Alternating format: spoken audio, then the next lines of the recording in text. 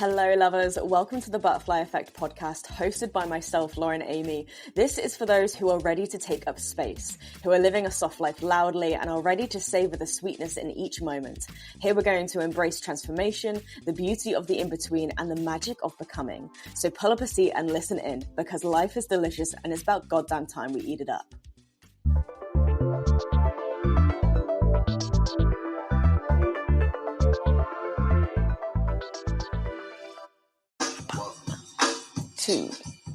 One, two, three, four. Okay, Alexa, stop. Hello, honeys. Welcome back to the Butterfly Effect podcast. How are we all doing? I am hoping it is another gorgeous day when this episode goes live because this is a beautiful one this morning. This afternoon. Where am I? What am I doing? Okay, no, it is afternoon. I did get that wrong. Okay, well, how are we? How's our week been? I hope we're all feeling groovy. It is a Wellness Wednesday. Another one has rolled around thick and fast. Also, before I get into this, just want to say another huge thank you for those that listened to last week's episode.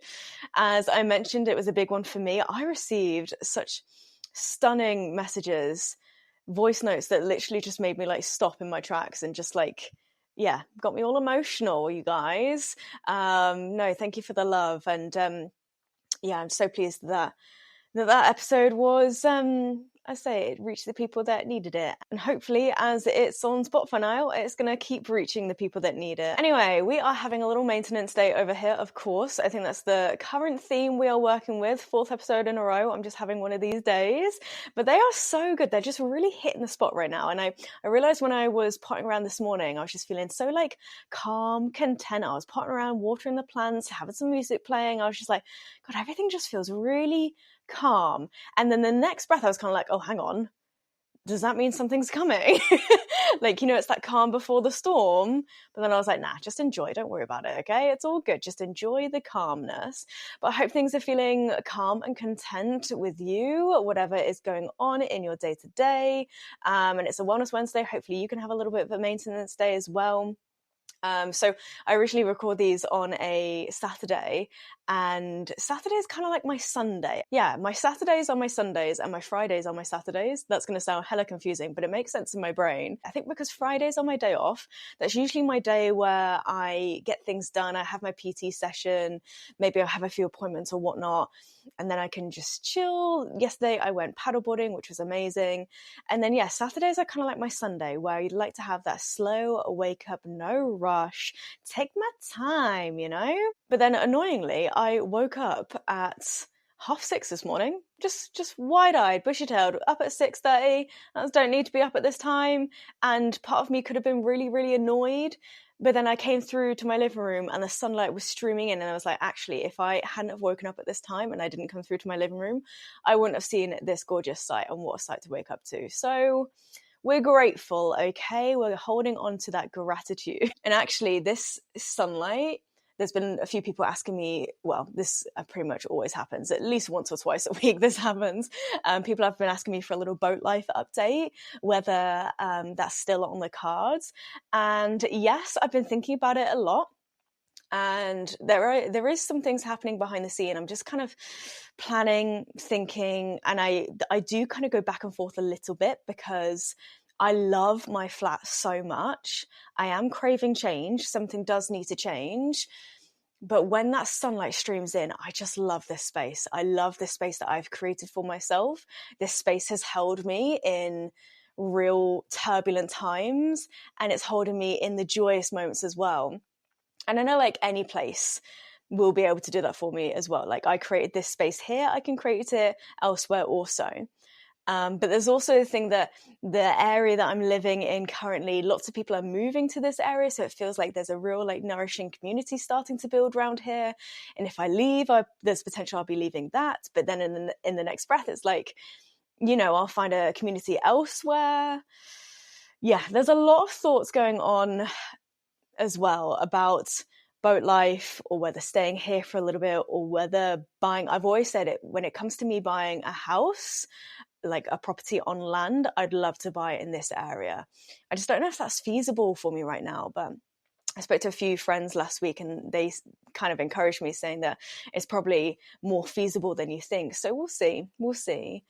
But yeah, I keep saying if I do buy a boat, it has to have lots of daylight. And I know lots of boaters would say, like, well, you can just go outside. Like the nature is literally on your doorstep. You're on water. But I don't know, some of these narrowboats that I've seen, they're very dark, they're very dingy. And I'm not just thinking about summer when it's all glorious. I'm thinking about winter as well, when it's dark, when it's cold. I'm not going to want to be opening all the windows necessarily. I'm going to want to be bundled up, but I still want to have that natural light filtering through. So I suppose that's a quick little boat life update for you there. Yes, it's still on the cards. I think it's just that typical nerviness around it. That resistance towards this potential change. But as I said, I am craving change. I just don't know exactly what that change looks like yet. So yeah, we'll see what comes to be. God, that was a bit of a tangent. I have no idea what I was actually on about. What was I saying there? Oh yeah, okay, my slow morning. So this morning I was doing some journaling, and I love to do my journaling before I'm recording this episode because it kind of gets me in the right headspace and it helps me gather some ideas of what I'd like to talk about. I don't like to pre-plan the episode so much, and in fact, every time I've tried to do that, I just go off on one. I go down a completely different pathway, and c'est la vie. So we're just going to roll with that. But as I sat down to journal this morning, I'd realised I'd got to the end of my very first journal. I've completed my first book, if you will, of my random musings, my thoughts, my worries. Everything is in this book. And I felt this weird kind of sense of accomplishment, like, wow, I've like completed something. I've stuck with this concept. And in some ways I've completed this step, this part of it. And journaling was never something that I was really fond of. I'd always think like, oh, I've not got time, that classic excuse we all give ourselves, not got time, plus what would I even write about, you know? And I got into journaling in the very early stages of my breakup. And I mentioned this last week, how, you know, when I was writing, I'd almost like timeline it. I'd put how long it's been, I'd put the exact date and then how long it's been since the breakup. So I could create this kind of timeline and then look back. And as I got to the end of this book, and I didn't even realize I was kind of getting to the end, I was just in my full flow. I then did look back, and I looked back to my very first journal entry in this book, and wow. And I thought, I'm kind of exposing myself here, but I thought it might be quite nice to read this first journal entry in this book and then read my first journal entry in my new book. And I had like half a page left in this book, and I hate waste. So I knew I wanted to fill that space with like my final few thoughts in this kind of chapter. I say chapter, or this kind of book. And, you know, I was just feeling grateful for this tool that I have found, this routine I have found, this balance I've created, and literally grateful for these pages that hold my thoughts, hold my worries, and just let them exist there. Just let them exist on the page. And then I obviously went back to read this first entry, and I've read it a couple times now. I'm hopefully going to be able to read this on the podcast now without getting too emotional. But honestly, what a wonderful tool to really see how far you've come. So, okay, here we go. Let's read this first journal entry. So just for a little bit of context, this was written in August 2023, exactly 26 days post my breakup. Oh, okay. I'm scared of the inevitable loneliness. I'm surrounded by love, by community, but I'm acutely aware that there will be a time where I feel alone. Right now, we are in the middle of summer and I have exciting plans to look forward to, but winter will soon come along, as well as birthday and Christmas, a time where cuddling up on the sofa with another is perhaps the best thing. I'm scared of the dark, cold nights where I'm alone. I'm scared of Christmas, where I'm the single person out of everyone in the family. And I know there's many months to go and there's potential for so much to change, but I just can't help feeling this way. But I know that this breakup will be the best thing that ever happened to me. I know that I will emerge as someone so much stronger, and whilst I catch glimpses of that person, she still seems so far away. I now know that I'm not broken. To be broken is to be something that needs to be fixed or replaced, and I will never replace myself. I will no longer place my confidence in another, in my work, in the things that I own, because I know that that confidence exists within me. So whilst for now I feel a little lost, I know it won't be long before I'm found. Ooh, got me a little bit at the end there. Wow. Honestly, I'm so proud of this girl, that stuck with this. That's 26 days post the most traumatic thing that she has ever been through. And I know I'm speaking of myself in the third person, and I know some people find that annoying, but I'm just so proud of this girl, because even 26 days post this traumatic life change, I knew that this was going to be the best thing. I knew that this was going to be an epic portal of transformation. And I knew that even before the breakup happened, but this was the first time I really wrote it down. And by writing it down, I really affirmed it to myself. I knew. And I know it now even more. So that was my first journal entry in my first ever journal. And then this morning I went to my bookshelf because I have all these journals that I've been gifted over the years, but never used them. And now they are being used. So if you've bought me a journal, I'm slowly getting there. And I started this new journal, and I was making myself laugh because I kind of feel like, Bridget Jones, when Mark Darcy sees her diary and then goes out to get her new one, but she doesn't realize, and it's all this panic, like, oh no, and then she runs and chases him, and they have the weird awkward hug whilst it's snowing outside. Classic rom-com energy. I feel like Bridget Jones. But whilst there's no Mark Darcy here, I have me, and that's everything I need. So, okay, I really want to read the first journal entry of this new journal, just so again we can see the journey. Okay, in the first entry of my last journal, I wrote about how I was scared of the inevitable loneliness. And whilst yes, there might be brief moments, they are only brief, and I'm not scared of it anymore. To be alone is actually beautiful. You notice so much more, you feel so much more, you are so much more. And actually, I love being alone. I love my own space, my own time, the quiet, the calm, the contentment, the peace. And what I've noticed is that whenever I go out alone, doing the things that I love, the more I interact, the more I engage with others around me, soft smiles and hellos shared with strangers, laughter about someone's dog or child running wild and carefree. And so opportunities to connect are everywhere. You don't have to look so hard to find it. You just have to do exactly that. Look. I have become the woman I wrote about. The woman who is stronger, wild, calm, chaotic, joyful, authentic, adventurous, playful, and that list could go on without any shame whatsoever, because I'm learning more and more every day who I am and who I am becoming, and I love everything about me. I originally wrote how this girl I wished to be felt so far away, but really she wasn't far away at all.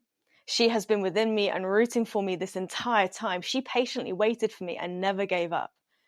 So I am her, she is me, and I will never give up on myself. Sure, maybe once I was lost, but now I am found. And that felt, let me tell you, that felt flipping magical to write down. I'm literally beaming whilst I'm reading this, whilst I'm talking about it, because I feel it so deeply. I feel it in my bones. I feel it in my soul. I feel it in my spirit. I feel it in the way I carry myself. I just want to bottle up this feeling and take little sips from it every day. And even on the days where I'm perhaps not feeling as empowered, take those little sips, those little reminders. And again, that's a good reason that I have this journal here, because if I do need reminding, the evidence is here. It's all here. Again, it's held in these pages so safely. And then I was looking back in my past journal, and it's funny how so often all these worries that I've been writing about, often about boys or about dating or about little worries, about things that don't really matter.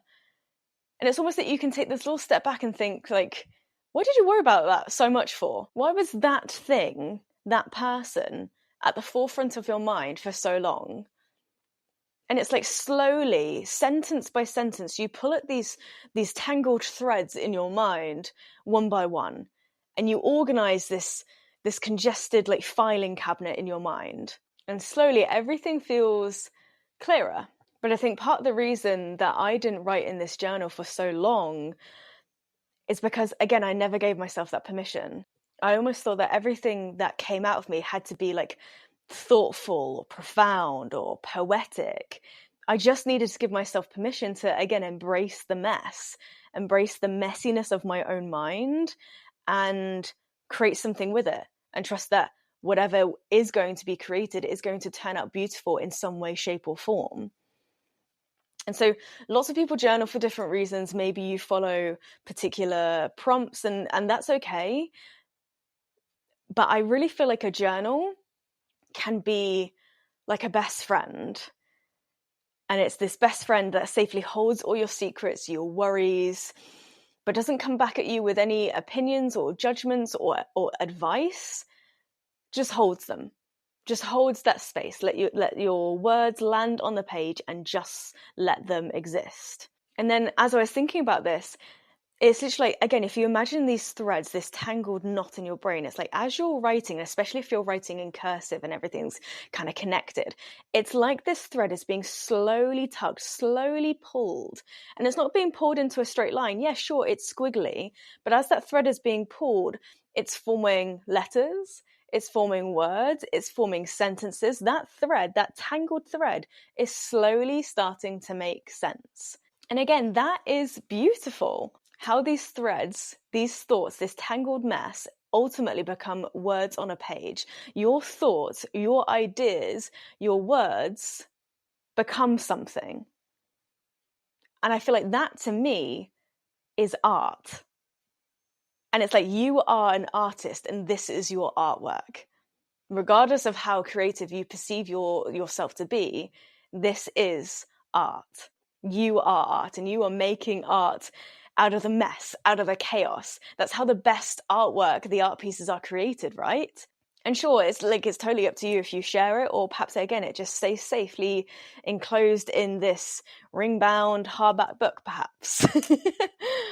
So I suppose what I want this episode to be is, again, just to encourage you to take the time, sit down and just write things down. Follow prompts if you need to, set a timer if you need to, and just literally let it all spill out. It doesn't have to be perfectly formed sentences. It can just be words. One of my favorite ways to start is literally say, what is it that I'm feeling right now? Right now in this moment, because that is encouraging you to ground, it's encouraging you to land, it's encouraging you to check in. Okay, so what is it that you are feeling right now in this moment? And maybe there is a worry, maybe there is a concern. And I feel like in some ways, by writing it out onto a page and leaving that worry on the page, you're then perhaps not taking it with you into the rest of the day. Maybe some of it lingers, that's okay. But by taking the time to write it down, it's almost softening the intensity of that worry, of that thought. And again, perhaps you're realizing that actually it doesn't really matter. It doesn't really matter. This is something that my sister said to me, and I'm probably going to get this wrong. But she said something like, some worries are good. Some worries show that you care about something, you care about the outcome. Some worries, they are just a waste of time. Some worries, like worrying about what people think of you, or worrying about, I don't know, other people's problems. They are not your problem. Okay, so what are you worrying about them for? There's good worries and there's unnecessary worries, I suppose, but it's hard to find that switch. And again, if you're going through something big, that worry is going to feel monumental, and that is okay. Again, it's all part of this process, right? So take the time to write down whatever it is you're worrying about, get it out of that busy mind of yours. Then, once you've wrote it all down, write how you'd like to feel at the end of the day, or at the end of whatever specific time frame you'd like to give it.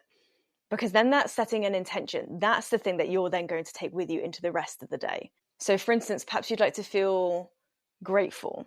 So you can then start writing down all the things that you're grateful for. Think writing down how you hope to feel at the end of the day, at the end of this time frame. Again, it sets your intention. It clarifies then what you need to do in order to fulfill that intention. And it helps you, again, create that sense of organization, that clarity. So just for a really silly example, say if I'm worried that I've not got the time to get everything done that I need to do today, and I can write down all the things that I need to do, and I'm just feeling, I don't know, chaotic, busy, stretched, and I'm not sure how I'm going to fit it all in, my intention would then be, I would like to finish this day feeling accomplished, or feeling grounded, feeling content with how I showed up today. So then, how am I going to invite in that feeling? So I'm going to take the time to plan my day. I'm going to time block. I'm going to allocate a certain amount of time for this task, a certain amount of time for this task. And then whilst I'm doing those certain tasks, maybe putting do not disturb on, maybe putting distractions aside as best as I can.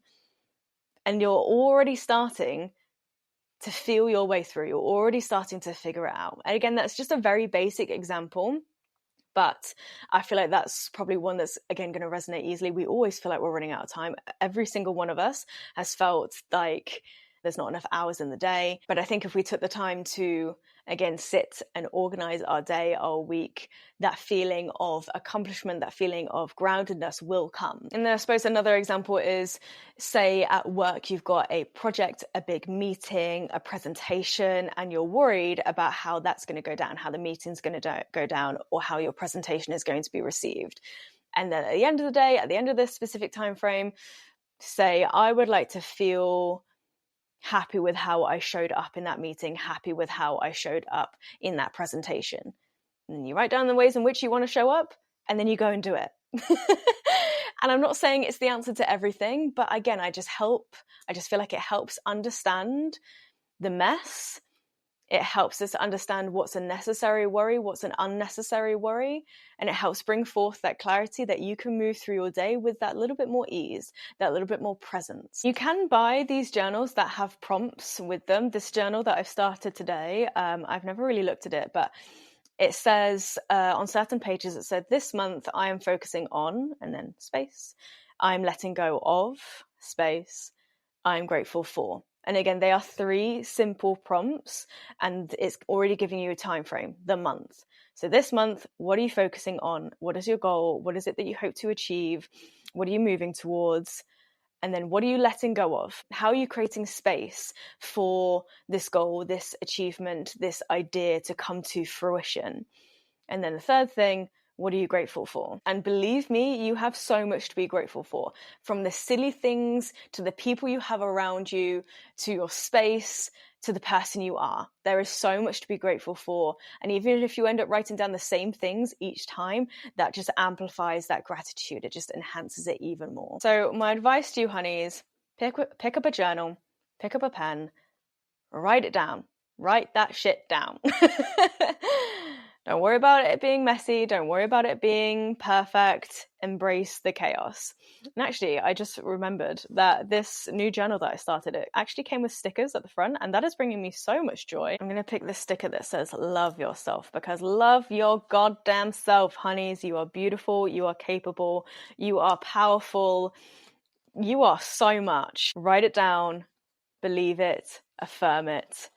Print it everywhere if you need to. I always have affirmations pretty much nearly everywhere in my house. Okay, I have no idea how long this has been, but I'm hoping it's been a joyous episode all about journaling. I hope that it inspires you to sit down and write a few things down. And if you want to share them, go ahead and share them. So many people are sharing their journals online. There's this new creator, well, she's not new, she's new to me. Millie, I think her name is. And she has been literally sharing like open journals about her dating life and her therapy journey as well. And again, it's just the reason her content is doing so well is because it's so relatable.